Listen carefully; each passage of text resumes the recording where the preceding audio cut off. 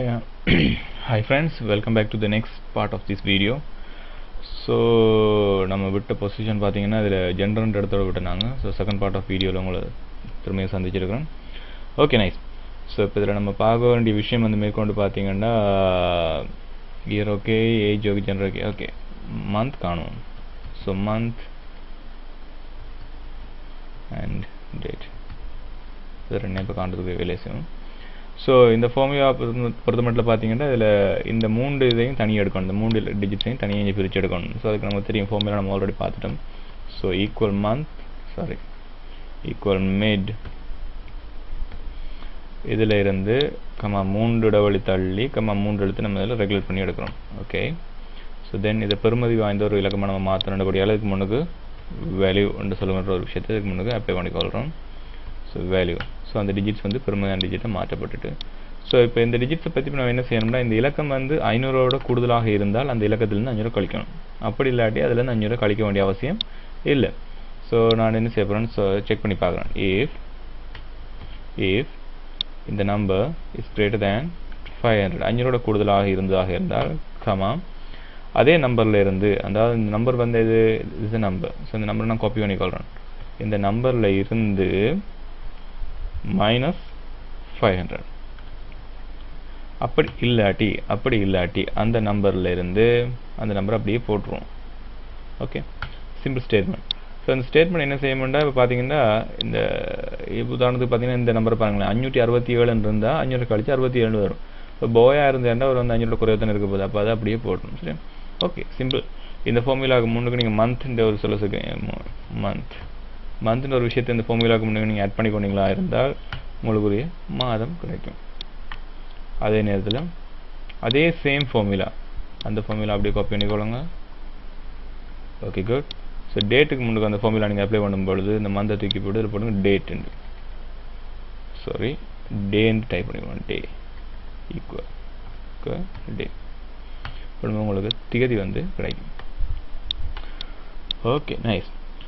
இப்போ இதுதான் சாதாரணமாக ஒரு நேஷனலைசி நம்பரில் இருந்து year, age, gender, month, date இதில் காணுன்ற ஒரு சின்ன formula.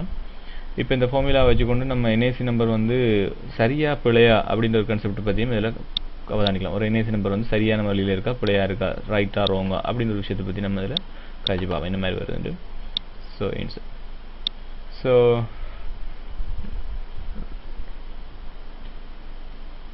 Right wrong, NAC number சரியா அல்லது பிழையா அப்படின்னு கண்டுபிடிக்கிறது. அதாவது இந்த நம்பர் தான், இந்த 3 நம்பரை வச்சு நம்ம ஒரு செக் பண்ணி பார்க்கலாம். ரெண்டு மாதிரி செக் பண்ணி பார்க்கலாம் சரியா பிழையாண்ட விஷயத்தை. என்ன ஒன்று வந்து ஜெண்டர் வைஸாக இந்த என்ஏசி நம்பர் சரியாக இருக்குதா என்ற விஷயமோ, அல்லது டேட் ஆஃப் பர்த் ஒன்று இருந்ததாக இருந்தாலும் அந்த டேட் ஆஃப் பர்த்தை வச்சுக்கொண்டு இந்த என்ஏசி நம்பர் சரியா பிழையாண்ட விஷயத்தை செக் பண்ணி பார்க்கலாம். இப்போ நான் சாதாரணமாக ஜெண்டர் வைஸாக இந்த என்ஏசி நம்பர் சரியா பிழையா அப்படின்ற விஷயத்தை பற்றி மட்டும் அனலைஸ் பண்ணுவோம். அதாவது பார்த்தீங்கன்னா இந்த என்ஏசி நம்பர் வந்து 865ஓட கூட இருந்தால் பிழை, அது உங்களுக்கு விளங்கு தானே? சரி, முன்னுக்கு வந்து வரும். 1 தொடக்கம் 365 இருக்கலாம். 1 தொடக்கம் 365 இருந்தால் அது வந்து ஆண்கள். அதே மாதிரி 501 தொடக்கம் 866, அதாவது 365 கூட்டணும். 501 தொடக்கம் 866 மட்டும் இருந்தால் பெண்கள். இந்த 2 ரேஷியோ தவிர வேறு எந்த ரேஷியோக்குள்ள இந்த என்ஏசி நம்பர் இருக்குமா இருந்தாலும் அந்த என்ஏசி நம்பர் வந்து ஒரு பிழையான என்ஏசி நம்பர். ஸோ இதுக்கு நம்ம ஃபார்முலாஸ் வந்து ரெகுலேட் பண்ணி பார்க்கலாம். இந்த மாதிரி ஸ்டார்ட் பண்ணலாம். ஒன்றில் ஒரு வருஷப்படி வரணும் அல்லது ரங்க வருஷப்படி வரணும். இஃப் கண்டிஷனுக்கு அதான் நமக்கு ஈஸி, அதன் இதில் சரியாக வேலை செய்யும். ஸோ ஈக்குவல், ஸோ இஃப் அது ஸ்டார்ட் பண்ண முதல் நம்ம இதுலேருந்து இந்த நம்பரை முதல்ல வெளியே எடுத்தான். ஸோ இந்த நம்பர் என்ன, ஸோ ஈக்குவல் மிட், ஸோ இதுக்குள்ளேருந்து 3 இடைவெளி தள்ளி 3 லேட்டர்ஸை எடுக்கிறோம். ஓகே. ஸோ இது ஒரு வேலிடிட்டியான பெருமை நம்ம மாற்றணும் இது கட்டாயமாக. So value, change that value. Okay, இந்த நம்பரை வச்சு இப்போ நம்ம வேலை செய்ய போகிறோம். இந்த number if this number is greater than 866 பெரிதாக இருந்தால் is a wrong number, wrong NIC, wrong number போட்டுக்கோங்க, wrong number, சேம் இதே கண்டிஷன் அப்படியே காப்பி பண்ணிடுவேன். இதே கண்டிஷன் நமக்கு ரிட்டர்ன் திரும்ப வரப்போகுது. So copy, okay, paste it. இந்த நம்பர் வந்து 500 விட கூடுதலாக இருந்தால் இது வந்து ஒரு right NIC number. Right NIC number திரும்பி ரிட்டர்ன் பேக் பேஸ்ட். அந்த நம்பர் 366 விட கூடுதலாக இருந்தால் ராங் NIC நம்பர். அதர்ஸ் வந்து ரைட் நம்பர். ஸோ இன்வெர்டர் கமாஸில் போட்டுக்கணும். Okay, so how many times am I going to open that? Okay, wait a minute. இங்கே ஒரு இன்வெர்டர் கமா போடாமல் விட்டோம் போல இருக்கு. இங்கே இந்த இடத்துல. Okay, wrong number. இங்கே ஒன்று, தென் இங்கே ஒன்று.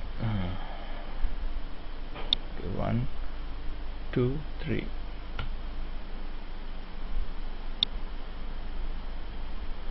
So right NIC number. இப்போ யாராவது வந்து இதில் ஒரு பிள்ளையான NIC நம்பர் அடிக்கணும். உதாரணத்துக்கு பார்த்தீங்கன்னா இப்போ ஒரு ஆள் வந்து 78ஆம் ஆண்டு பிறந்திருக்குன்னு சொல்கிறாரு. ஆனால் அடுத்து போடுற 945 அப்படின்னு போட்டார் ஒரு NIC நம்பர். இது வந்து ஒரு பிள்ளையான ஒரு இன்புட் நம்ம ஆட்டோமேட்டிக்காக காட்டணும்னு. So wrong number, right number. Okay friends, இதுதான் NIC நம்பருடைய பேசிக்கான வெரிஃபிகேஷன்ஸ். ஒரு NIC நம்பரை வச்சுக்கொண்டு நம்ம சரியாக பிள்ளையான முதல்ல தீர்மானத்துக்கு வரலாம். அடுத்தது வருடம் சரியாக திகதி எடுக்கலாம். ஆனா பெண்ணாண்டு கண்டுபிடிக்கலாம். அதில் மாதத்தையும் எடுத்துக்கொள்ள முடியும், திகதியும் எடுத்துக்கொள்ள முடியும். இதை நம்ம இன்னும் கொஞ்சம் டீப்பாக அணுகலாம். அதாவது பார்த்தீங்கன்னா இந்த காலத்துக்கு முன்னுக்கு டேட் ஆஃப் பர்த் அப்படின்னு ஒரு விஷயத்தை போடுறானுங்க. டேட் ஆஃப் பர்த்னு ஒரு காலம் தரப்பட்டிருக்கும் உங்களுக்கு. அடுத்து வந்து பார்த்தீங்கன்னா அதில் ஜெண்டர் இப்படின்னு ஒரு காலம். இந்த 2 காலம் வந்து உங்களுக்கு NIC நம்பர் அடிஷனலாக தரப்பட்டு இந்த NIC நம்பர் சரியா பிள்ளையா அப்படின்னு செக் பண்ண சொல்கிறாங்க. அந்த மாதிரி ஸ்டேட்டஸ் வருதுன்னா டேட் ஆஃப் பர்த் இடத்துல அவங்க டைப் பண்ணி வைக்க போகிறாங்க. இந்த இடத்துல ஜெண்டர் இருக்க போகுது, ஆனா பெண்ணா. ஸோ ஆணுடா ஒரு வேல்யூ 1 ஆகும், கேர்ள்ஸ்ன்றா ஒரு வேல்யூ 0 அப்படி வச்சுக்கொண்டீங்களா. அந்த NIC நம்பர் இருக்கும்போது இந்த NIC நம்பரோட இந்த டேட் ஆஃப் பர்த்தை கம்பேர் பண்ணி பார்க்கணும். ஒத்து போகுதா, சரியா இருக்கான்னு பார்த்து அதே நேரத்தில் ஆனா பெண்ணா அதையும் சரியாக பார்க்கணும். ஸோ பார்த்தீங்கன்னா NIC நம்பரோட டேட் ஆஃப் பர்த் கம்பேர் பண்ணி போது ஒத்து போகும், ஆனால் ஜெண்டர் வைஸாக வந்து பிழைக்கும். அப்போ இந்த ரெண்டையும் கம்பேர் பண்ணி பார்த்து இதோட கொண்டு வந்து முடிக்கணும். ஸோ இந்த விஷயத்தை நம்ம நெக்ஸ்ட் வீடியோ டியூட்டோரியல் உங்களுக்கு நான் இதையும் அதை பற்றி சொல்லுவேன். நெக்ஸ்ட் வீடியோ டியூட்டோரியலில் ஒரு பேசிக்காக பார்த்தீங்கன்னா NIC நம்பரோட வெரிஃபிகேஷன் செட்டிங்ஸ் வந்து எக்ஸலை பொறுத்தவரை இவ்வளோ தூரம் இருக்குது. அதாவது நீங்கள் டேட்டா பேஸில் இங்கே தரவுகள் எடுக்கும் பொழுது ஜஸ்ட் NIC நம்பரை மட்டும் எடுத்துக்கொண்டு ஒரு சில டேட் ஆஃப் பர்த்தையும் ஜெண்டரையும் வெளியே கொண்டு வந்தீங்களா இருந்தால் பிறகு நீங்கள் ரெகுலர் பண்ணி பார்க்கும்போது உங்களோட பெரிய அளவான டேட்டா பேஸ் செய்யும்போது இதை கம்பேர் பண்ணி பார்க்குறது உங்களுக்கு ஓரளவு உதவியாக இருக்கும். மற்ற இந்த பின்னால் இருக்க லாஸ்ட் 4 டிஜிட்ஸ் இதை பற்றின எந்த விளக்கம் எனக்கு இது வரைக்கும் தெரியாது. சென்ட்ரல் பேங்கால் வழங்கப்படுகின்ற நம்பர் அப்படின்னு மட்டும்தான் எனக்கு இது வரைக்கும் தெரிஞ்ச ஒரு விஷயம். உங்களுக்கு யாருக்கும் சம்மந்தப்பட்ட விஷயங்கள் உங்களுக்கு தெரிஞ்சிருந்தால் please let me comment. Okay, thank you for வாட்சிங். I will meet the next video. Bye.